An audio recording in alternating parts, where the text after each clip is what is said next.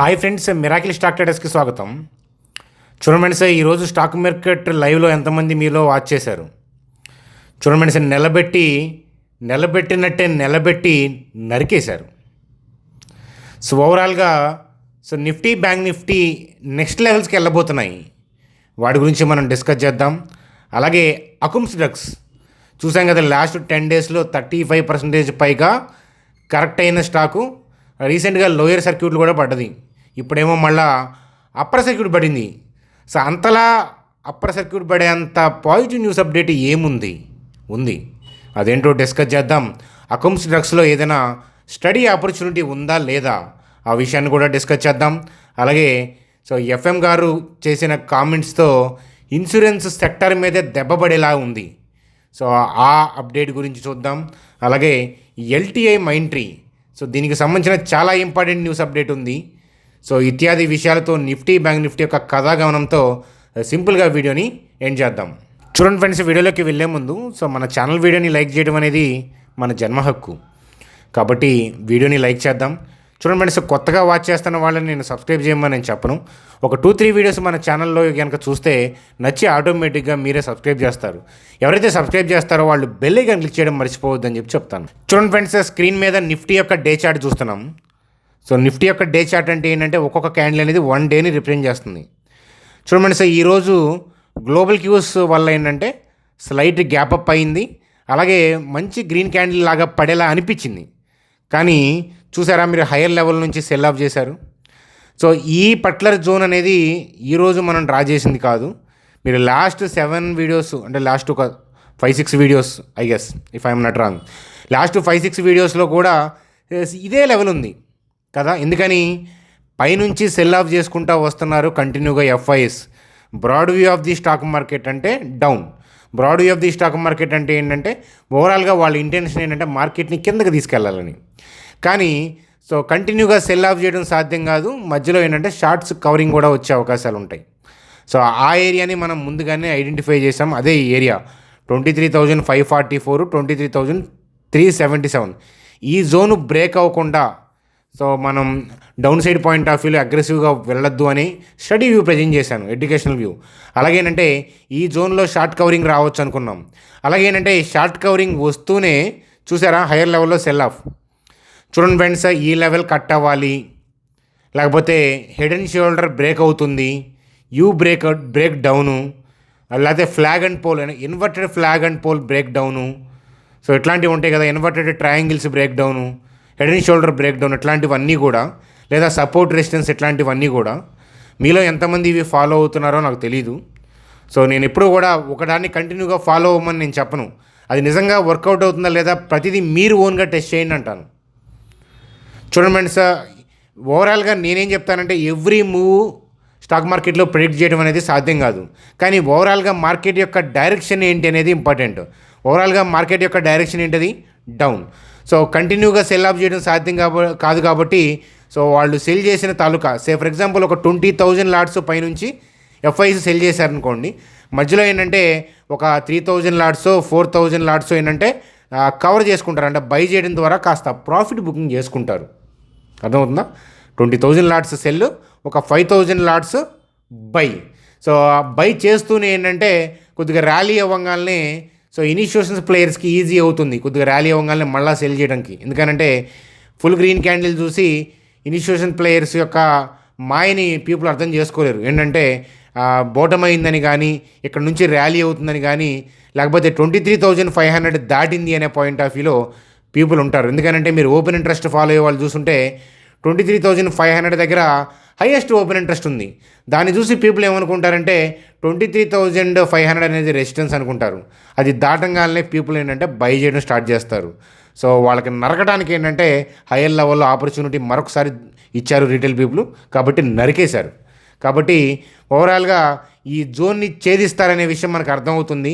Coming డేస్లో next buyer ఎక్కడున్నాడు అంటే నెక్స్ట్ వాళ్ళు షార్ట్ కవరింగ్ చేసే ఏరియా ఏంటి అనేది చూస్తే 22,639, 22,241 అక్కడ దాకా వెళ్ళే పాసిబిలిటీస్ ఉన్నాయి. రేపు మహారాష్ట్ర ఎలక్షన్స్ కాబట్టి రేపు స్టాక్ మార్కెట్కి హాలిడే. కాబట్టి కమింగ్ ట్రేడింగ్ సెషన్స్లో 22,639ని నిఫ్టీ టచ్ చేసే అవకాశాలు కనిపిస్తున్నాయి. ఈ కరెంట్ లెవెల్ని బ్రేక్ చేసి ఈ లెవెల్కి వెళ్ళే అవకాశాలు ఉన్నాయి. ఆల్రెడీ మనం డిస్కస్ చేసుకున్న లెవెలే. సో ఈ లెవెల్కి వచ్చేటప్పుడు మధ్యలో ర్యాలీ రావచ్చు. సో మనం ప్రతి మూవ్ని ప్రెడిక్ట్ చేయలేము. మధ్యలో ర్యాలీస్ రావచ్చు, అర్థమవుతుందా? మధ్యలో 1-2 డేస్ డిప్ ర్యాలీ వచ్చినా ఓవరాల్గా డైరెక్షన్ బ్రాడ్ వ్యూ డౌనే కాబట్టి 22,639 మార్క్ని నిఫ్టీ సమీప భవిష్యత్తులో టచ్ చేసే అవకాశాలు ఉన్నాయి అనేది నా వ్యక్తిగతమైన వ్యూగా చెప్తాను. సో రేపు మార్కెట్ లేదు కాబట్టి రేపు నైట్ చాణక్య స్టాక్ ట్రేడర్స్లో మరింత విపులంగా మంత్లీ, వీక్లీ, డైలీ చార్ట్స్ నేను ప్లేస్ చేసి మీకు క్లియర్ కట్గా డైరెక్షన్ ఎలా ఐడెంటిఫై చేయాలనేది ఎక్స్ప్లెయిన్ చేస్తాను. చాలామందికి ఆల్రెడీ తెలుసు, కానీ కొత్త సబ్స్క్రైబర్స్కి తెలియదు కాబట్టి ఇట్లాంటి టెక్నికల్ పాయింట్స్ కూడా మనం అప్కమింగ్ వీడియోస్లో డిస్కస్ చేద్దాం. చూడండి ఫ్రెండ్స్, దాని తర్వాత next important update Akums drugs last 10 డేస్లో 35%గా కరెక్ట్ అయ్యింది. రీసెంట్ లాస్ట్ 2 సెషన్స్ అయితే కనుక లోయర్ సర్క్యూట్ కూడా పడ్డట్లుంది కదా. సో కానీ వాళ్ళ అప్పర్ సర్క్యూట్ పడింది. దానికి కారణం ఏంటి అని అంటే వీళ్ళు ఏంటంటే టైఅప్ అయ్యారు. కేర్జన్ కో లిమిటెడ్. సో ఎవరు వాళ్ళు అని అంటే సౌత్ కొరియన్ కంపెనీ అనమాట. సో వాళ్ళతో టైఅప్ అయ్యారు. ఇప్పుడు ఇండియాలో ఏంటంటే వాళ్ళ ప్రొడక్ట్స్ని వీళ్ళు ఏంటంటే వాళ్ళ పేరున లేకపోతే ఈ అకమ్స్ పేరున ఏంటంటే వాళ్ళు ఏంటంటే ఇప్పుడు సేల్ చేస్తారనమాట. సో తద్వారా కంపెనీకి బెనిఫిట్ అవుతుంది. సో అనే పాయింట్ ఆఫ్ వ్యూలో ఈరోజు అప్పర్ సర్క్యూట్ పడింది. కానీ సో ఈ డీల్ గురించి వాళ్ళకి ముందే అవగాహన ఉండే ఉంటుంది. కానీ ఫినాన్షియల్ ఇయర్ 25కి సంబంధించి రెవెన్యూ గైడ్లైన్స్లో ఏంటంటే ఫ్లాట్ ఇచ్చారు వీళ్ళు. కాబట్టి ఏంటంటే సో ఈ డీల్ వల్ల ఏదో ఒదిగిపోతుందని నేనైతే అనుకోవట్లేదు. సో ఒకసారి సో చార్ట్ చూద్దాం పదండి.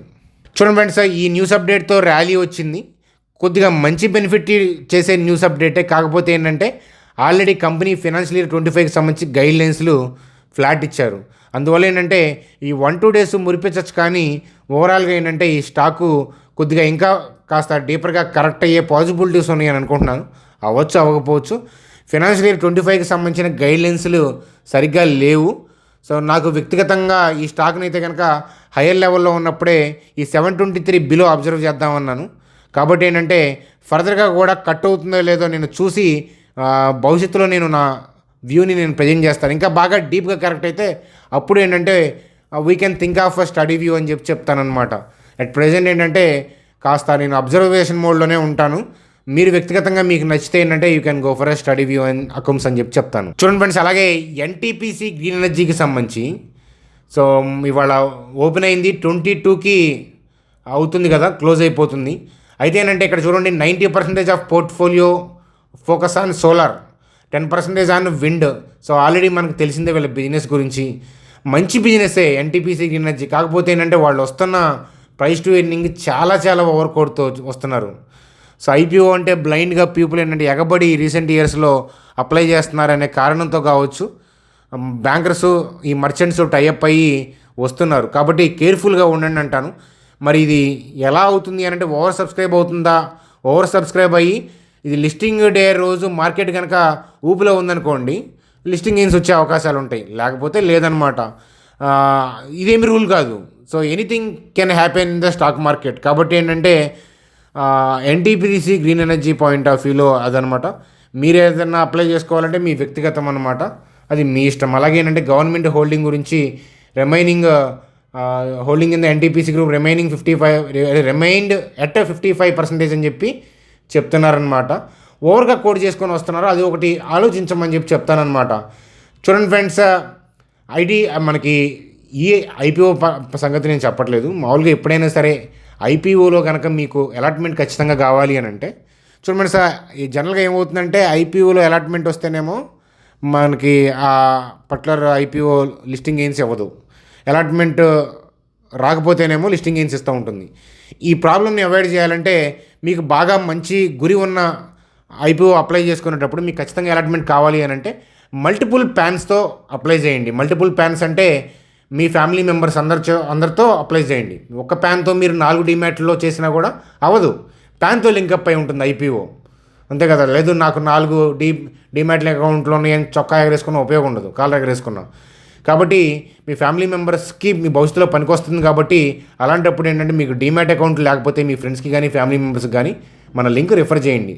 చూడండి, ఇక్కడ లింక్ క్లిక్ చేస్తున్నాను. సో ఈ రెండు కూడా డిస్కౌంటెడ్ బ్రోకర్సే. సో ఈ లింక్లో ఇక్కడ మీరు నెంబర్ ఎంటర్ చేసి ప్రొసీడ్ అయితే ఏంటంటే 10 మినిట్స్లో 5 to 10 మినిట్స్లో అకౌంట్ క్రియేట్ అయిపోతుంది. కాబట్టి చూడండి అని చెప్పి చెప్తానమాట. అట్లాగే ఏంటంటే వెబినార్లు అటెండ్ అయ్యారు కదా, ఆల్మోస్ట్ రీసెంట్గా వచ్చిన వాళ్ళంతా అటెండ్ అయినట్లే కదా. కొత్త వాళ్ళ కోసం వెబినార్లు కండక్ట్ చేస్తూ ఉన్నాము. అట్లాగే ఏంటంటే నేను బిజీగా ఉన్నాను అనమాట. ఈ కరెక్షన్స్ రాకుండా వచ్చింది కాబట్టి స్టాక్స్ స్కాన్ పాయింట్ ఆఫ్ వ్యూలో మ్యాక్సిమం సెక్టార్లు కవర్ అయ్యేటట్లు ఏంటంటే స్టడీస్ నేర్చుకుంటూ చూస్తూ ఉన్నానమాట. కాబట్టి సో మీరు కొత్తగా అకౌంట్ క్రియేట్ చేస్తే కనుక మా టీం నెంబర్కి ఐడిని వాట్సాప్ చేయండి. అలాగే భవిష్యత్తులో బిగినర్స్ కోసం కూడా ఏంటంటే వెబినార్లు ప్లాన్ చేస్తూ ఉంటాను. రకరకాల టాపిక్ల మీద వెబినార్లు అవన్నీ కూడా మీరు అటెండ్ అవ్వచ్చు. అలాగే ఎడ్యుకేషనల్ కంటెంట్ కూడా నేను పోస్ట్ చేస్తూ ఉంటాను ఈ కరెక్షన్లో. కాబట్టి చూస్తూ ఉండండి అని చెప్పి చెప్తానమాట. ఇవి మిమ్మల్ని ఓన్గా గ్రో చేయడానికి పనికొస్తాయి అనమాట.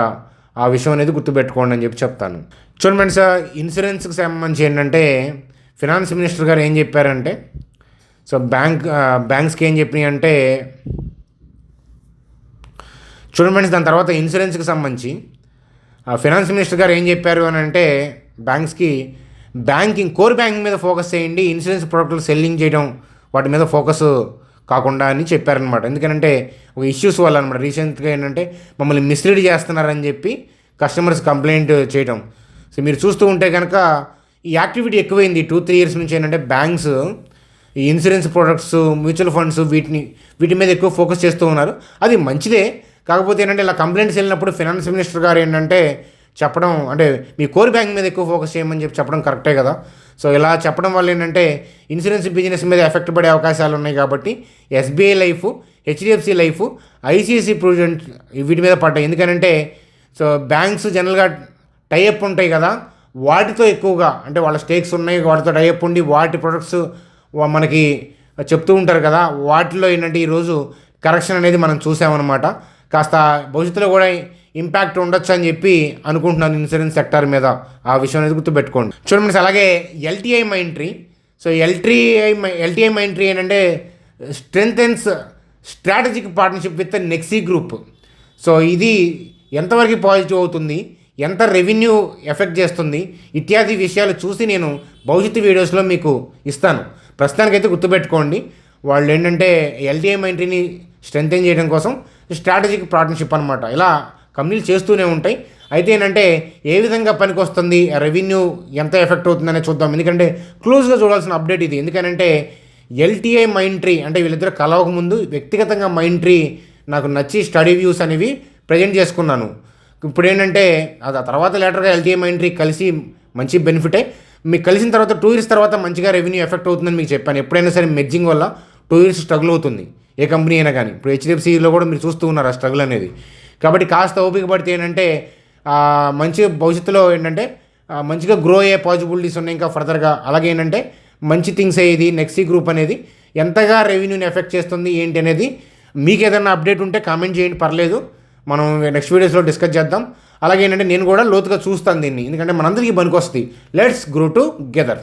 చూడండి ఫ్రెండ్స్, అలాగే బ్యాంక్ నిఫ్టీ పాయింట్ ఆఫ్ వ్యూలో సో హెచ్డిఎఫ్సి బ్యాంకు ఇట్లాంటివి సపోర్ట్ చేయడంతో కాస్త ర్యాలీ వచ్చింది. నిఫ్టీతో కంపేర్ చేస్తే కొంచెం హైయర్ లెవెల్లోనే నిలబడింది. కానీ కాస్త ర్యాలీ వచ్చినా కింద కొడతారా, డైరెక్ట్గా కింద కొడతారా, అది మనం కరెక్ట్గా జడ్జ్ చేయలేం. కానీ అది జడ్జ్ చేయకూడదు కూడా, ఎందుకంటే గ్లోబల్ క్యూస్ని బట్టి ఉంటాయి అవి. అలాగే ఏంటంటే అక్కడ వీళ్ళకి సెల్లింగ్ క్వాంటిటీ దొరికేదాన్ని బట్టి రన్నింగ్లో వాళ్ళు కొంచెం హైయర్ లెవెల్లోకి వెళ్తేనే గట్టిగా సేల్ ఆఫ్ చేస్తారు. కానీ కొద్దిగా పైకి వెళ్ళి సేల్ ఆఫ్ చేసినా, డైరెక్ట్గా సేల్ ఆఫ్ చేసిన బ్యాంక్ నిఫ్టీ అనేది 49,794, 49,594 మార్క్ని టచ్ చేసే పాసిబిలిటీస్ అయితే కనిపిస్తున్నాయి అన్నమాట. అదనమాట కాస్త ఇక్కడ మళ్ళీ ఈ జోన్లో షార్ట్ కవరింగ్ వచ్చి ఆ తర్వాత ఫర్దర్గా కిందకి వెళ్తుందా లేదనేది అప్పుడు జడ్జ్ చేస్తాం. కాబట్టి ఓవరాల్గా కొంచెం ర్యాలీ అయ్యి కిందకు వచ్చినా, డైరెక్ట్గా కిందకు వచ్చినా కమింగ్ డేస్లో ఇలా వస్తుంది. సో రేపు హాలిడే కాబట్టి మనకి రేపు నైట్ చాణక్య స్టాక్ ట్రేడర్స్లో ఫర్దర్గా మార్కెట్ గురించి డిస్కస్ చేద్దాం. చూడండి, మీకు ఏదైనా స్టాక్స్ పాయింట్ ఆఫ్ వ్యూలో డిస్కషన్స్ కావాలన్నా, సో ఈ 5 yearsలో నేను ఏదైనా స్టాక్స్ ఇన్వెస్ట్మెంట్ పాయింట్ ఆఫ్ వ్యూలో స్టడీ వ్యూస్ ఇచ్చి వాటిని మీకు ఏదైనా రిమైండ్ చేయాలన్నా మీరు కామెంట్ చేస్తే మేము చేస్తాము. నిన్న సండే జరిగిన వెబినార్లో మ్యాథ్స్ డిస్కస్ చేశాను.